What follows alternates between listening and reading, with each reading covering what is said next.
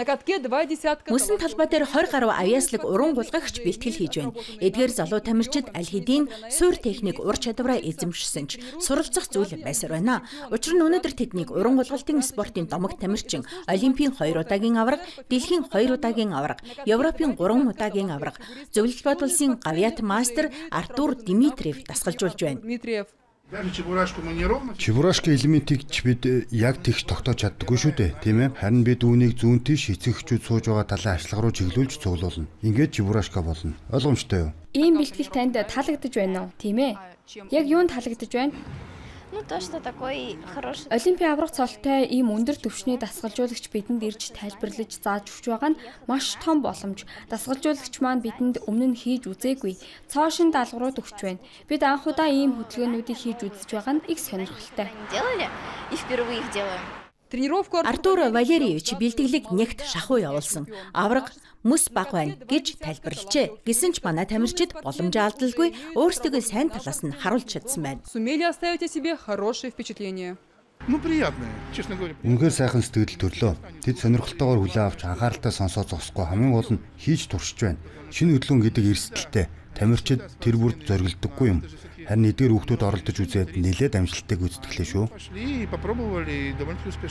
Мастер классыг тамирчид төдийгүй дасгалжуулагч өндрөөр үнэлжээ.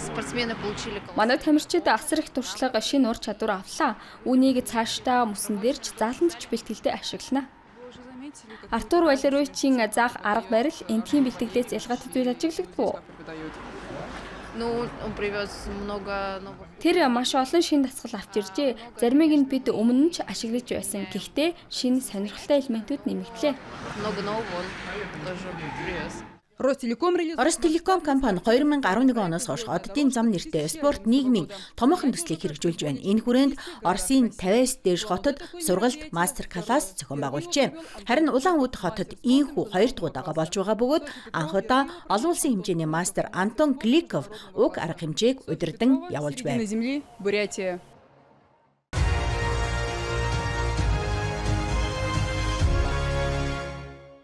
Шинэ жилийн баярыг өгтөн 2 номерын чиглэлийн автобус зорчигчдоо баярын уур амьсгалаар өгтөж байна.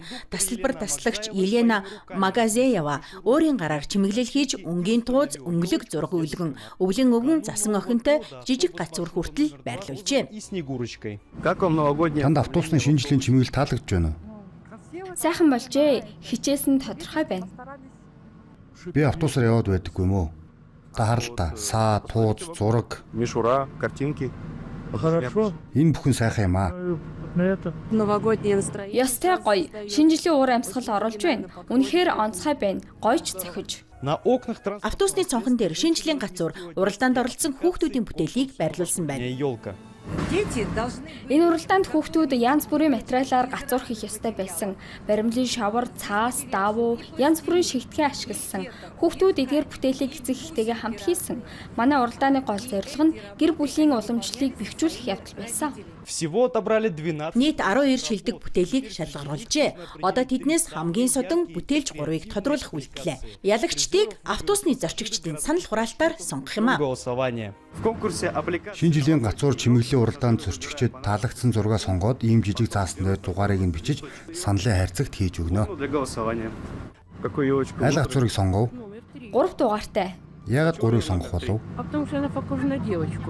Надад энэ нь цэцэглэж буй бүжгэлмээр байгаа охиныг санагдуулсан. Жинхэнэ амьд гацуур шиг. Ялангуяа үүнийг хүүхэд хийсэн гэж бодохоор бүр гоё. Миний хувьд энэ бол охин маш их таалагдлаа. Ер нь энэ бүхнийг зохион байгуулсан хүмүүс үнэхээр мундаг. Уралдааны ялагчдад мэдээж хэрэг шагнал урамшууллыг гардуулна. Шагнал гардуулах эсвэл 12 дугаар сарын 28-нд Улаан-Удын хотын маршрутууд аж ахуйн нэгжээр болно. Артем Буинов, новости дня.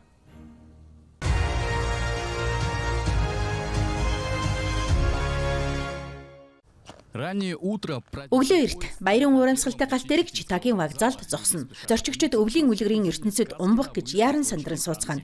Зорих газар нь Транссибирийн төмөр замын хамгийн өндөр зэг. Бас л зайтай зам. Ойролцоогоор 2 цаг үргэлжилнэ. Гэхдээ аяллаа турш уйдах зав огт гарсангүй. Вагоныг аяллаа хугацаанд жинхэнэ тайз болгон хувиргажээ. Зорчигчид дууны наадам үзэх, хөгжилтэй уралдаан тэмцээнд оролцох гээд олон сонголттой байв. конкурсы. Стыдно где-то воровать в тот момент, когда отчизна нас поход приходит звать.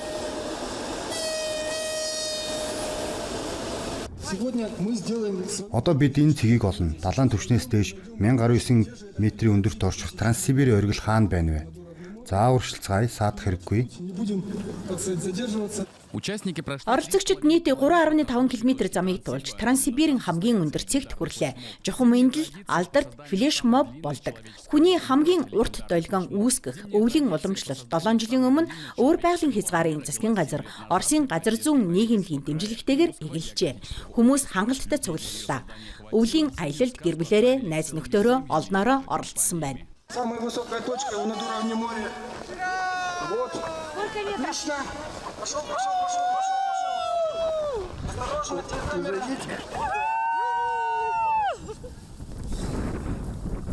Я здесь еще ни разу не. Би энд урд нь ирж байгаагүй. Энэ газрыг заавал үзэх хүсэлтэй байсан юм. Удаан хугацаанд мөрөөдж ирлээ.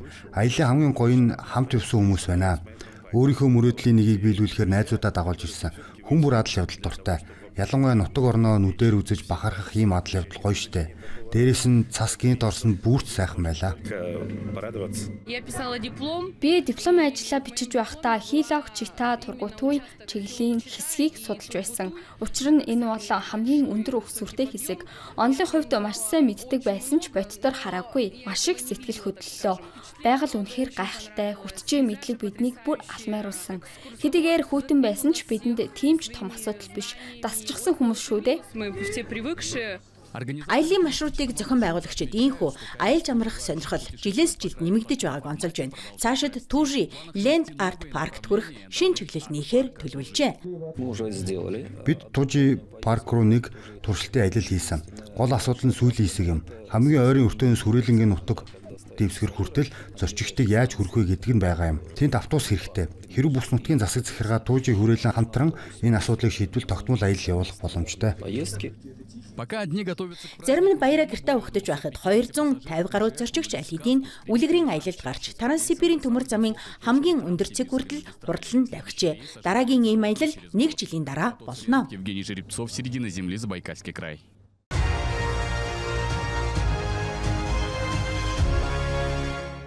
В торговых рядах Кружала. Кружала худалдааны игнэнд шинэ жилийн яармаг болж байна. Уг яармагт 50 гаруй гар урлагч, бизнес эрхлэгч оролцож, төрөл бүрийн бэлгийн багц, өрмөц чимэглэл, загварлаг хувцас, гар хийцэн шоколад зэрэг онцгой бүтээгдэхүүнээ танилцуулжээ.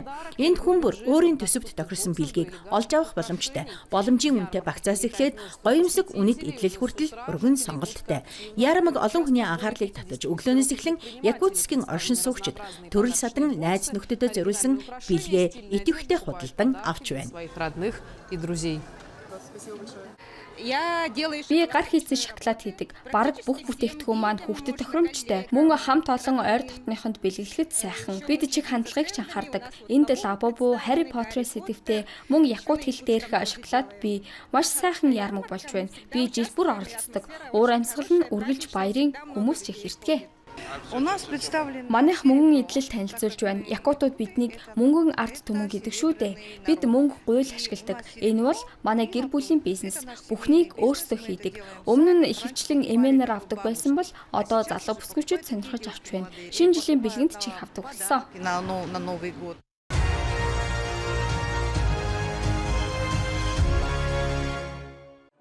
Русские песни под Орос ардын дууг баян хөгжмийн эгшиглэн дор гүн юмын багадаа анх сонсож байжээ. Тэр үеэс л мэрэгжлийн хөгжимчин болох мөрөөдөл нь төрсөн байна. Өнөөдөр тэрээр Танжины консерваторийн оюутан 37 дугаар олон улсын Баянба баянистууд наадмын оролцогч.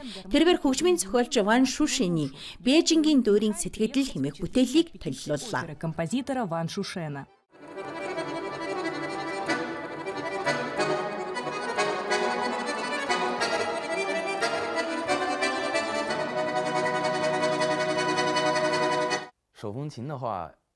Баян хөгжим тоглоход хамгийн хэцүү нь байнгын давтлага шаарддаг явдал юм. Эхэндээ намайг хөгжимд дурлах сэтгэл хөдлөгдөг байсан учраас энэ заримдаа амаргүй санагддаг байсан юм. Бэрхшээлтэд тулрах үед урам зориг сулрах үе бий.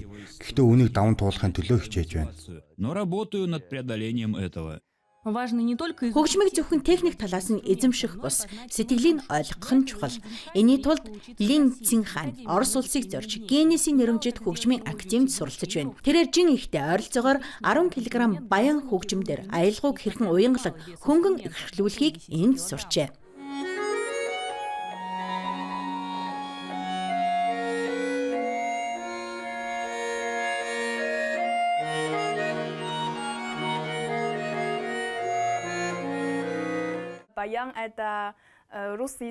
Баян бол Орос хардын хөгжмийн зэмсэг. Би Хятадд байхдаа хөгжмийн сургууль сурч байсан. Орос орон Москва хот Генесний академи. Мөн миний багш Фридрих Робертович маш их таалагддаг. Тоглолтын тайзнаа ардын болон орчин үеийн сонгодог ба авангард бүтээлүүд дуэт болон гоцлол хэлбэрээр ихшиглэв. Аккордеон хөгжим Хятадд өнгөрсөн зууны 1990-ад оноос өргөн дэлгэрсэн. Харин баян буюу товчлуурт аккордеон мэргэжлийн сургалтын салбарт нэвтэрч тусгай академиудын төлбөрт орсон юм. Өнөөдөр эдгээр хөгжмийн зэмсгийн Хятад дахь түүх 30 гаруй жилийн настай болжээ. На сегодняшний день история этих инструментов насчитывает более 30 лет.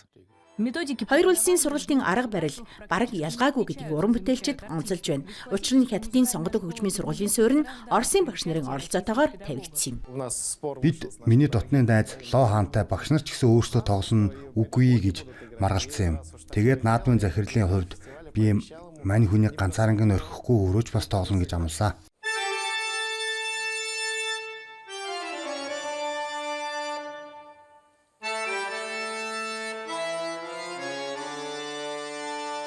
Өнөөдөр хоёр орны баян хөгжмийн аялгау нэгэн эгшигт нийлж хөгжмийн найрамдлын уламжлалыг шин үеийнхэн үргэлжлүүлсээр байна. Мартынов ТВ Брикс.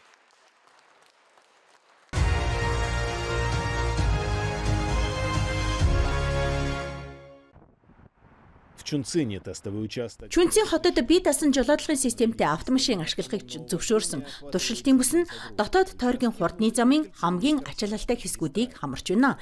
Эдгээр замууд нь нягт хөдөлгөөн, түгжрэл, осол аваар ихтэй. Мөн тасралтгүй үргэлжилж байгаа замын засварын ажлуудаараа онцлог. Ийм орчин нь автомат жолоодлогын системийг бодит нөхцөлд шалгах хамгийн тохиромжтой талбар юм. В реальной жизни. Манай автомашины онцлог нь замын хөдөлгөөний түгжрлийг хянах суурилсан систем юм. Энэ функц нь хурдны болон автомагистраль зам дээр түгжрэлтэй үед 3 дугаар түвшний бие даасан жолоодлогыг хангадаг. Активировать автопилот. Жолооч бие даасан жолоодлогын тогтолцоог ердөө нэг давшилтоор идэвхжүүлэх боломжтой.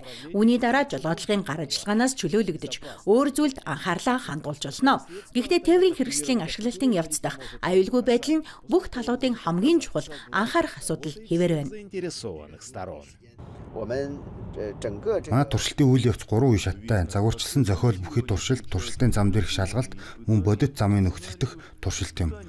Бодит орчинд манай автомат жолоодлогын систем нийт 5 сая км зам туулсан бол загварчилсан туршилтаар хэдэн зуун сая км-ийг хамарсан. Загварчлалын явцад жолоочид тулгаж болзошгүй бүх боломжит нөхцөлийг стратегийн түвшинд тооцож системийг иж бүрэн шалгадаг.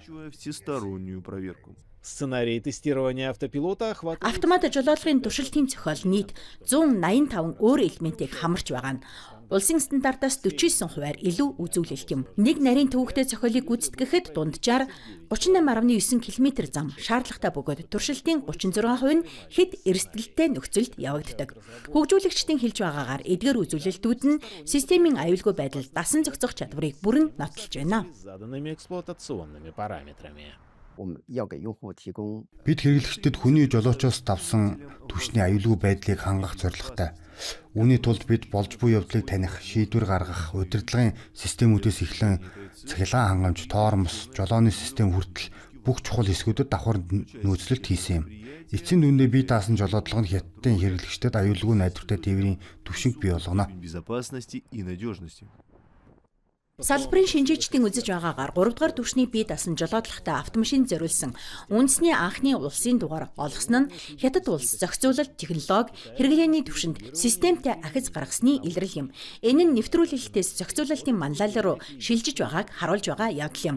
Улмаар бие дасан жолоодлоготой тээврийн үйлдвэрлэлийг хөгжүүлэх бат бөх суурь тавигдаж, Хятадын салбарын дэлхийн зах зээл дэх өрсөлдөх чадвар улам нэмэгдэх нөхцөл бүрдэж байна. Арене. Джан Шуан, Сергей Петров, CGTN.